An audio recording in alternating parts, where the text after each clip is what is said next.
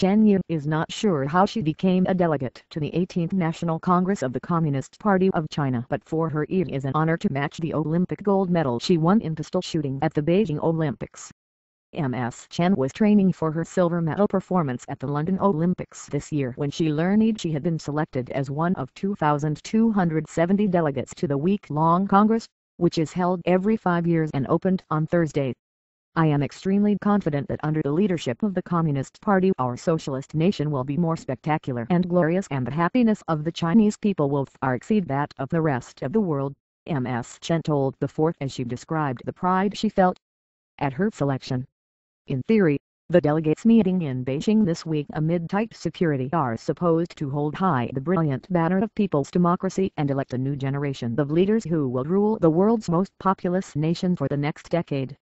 In reality, all important decisions have already been made, and the week-long Congress is more like a giant convention for the country's elite to mingle and maneuver. There's not a whole lot of democracy going on at any level, says David Shambaugh, director of the China Policy Program at George Washington University.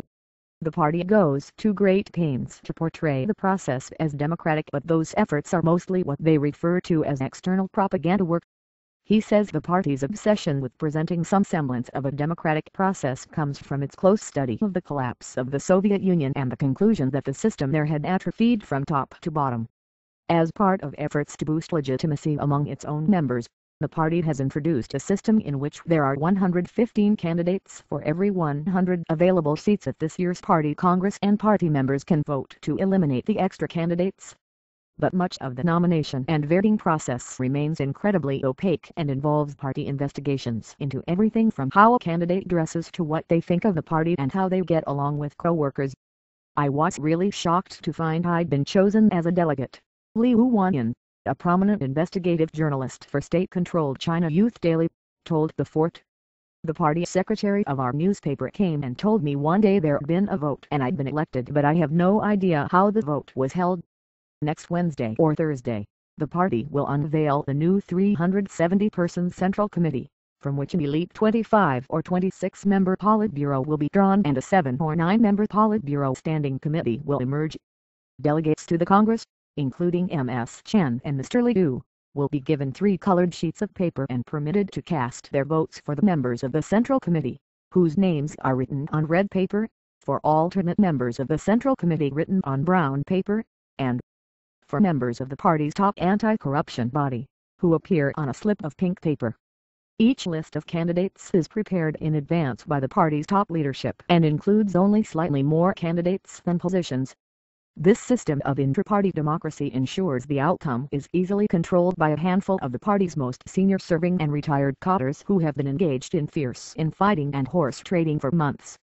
While the Central Committee is theoretically supposed to elect the Politburo and the Politburo should elect its Standing Committee, those choices have always been made well in advance by key power brokers, and most analysts predict the same this time. The Congress is not supposed to decide anything. Everything has been decided beforehand in much smaller meetings, says Zhang Ming, a professor at Renmin University in Beijing. The Congress is purely ceremonial, with delegates going through the motions to make sure the ceremony is perfect and harmonious. For instance, Xi Jinping, the man who will take over as head of the party next Thursday and as president of China next March, and Li Keqiang, who will take over as China's premier, were actually anointed at the 17th Party Congress 5 years ago. To this day, nobody outside the very inner circle of the party leadership knows how or why they were selected for these jobs. Next week, when they emerge as the new leaders of China, they will be flanked by 5 or 7 fellow Politburo Standing Committee members whose final selection will also be a mystery, even to the assembled delegates who supposedly vote for them. As she was still preparing for the Congress, Ms. Chen, the Olympic shooter, said she had no idea who would join Mr. Xi and Mr. Li in the top leadership next week. I don't have any idea at all, she said. I just listen to the party's commands.